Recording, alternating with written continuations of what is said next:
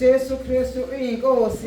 Jesu Kristu uyinkosi. Siyabonga kakhulu ufakazi, ngicela uMake Mlaba asibongele ufakazi egameni leNkosi.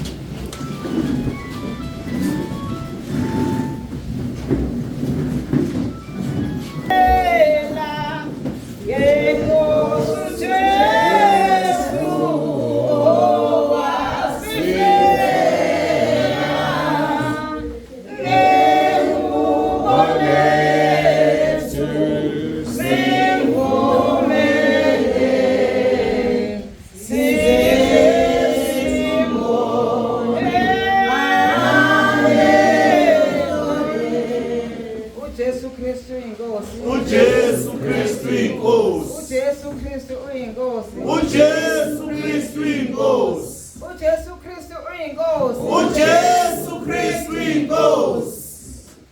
Selifikile-ke lelo thuba lokuthi abazalwane abazosikhonza ngomculo beze ngaphambili egameni leNkosi Jesu, ngokuphuthuma abazalwane abazosikhonza ngomculo.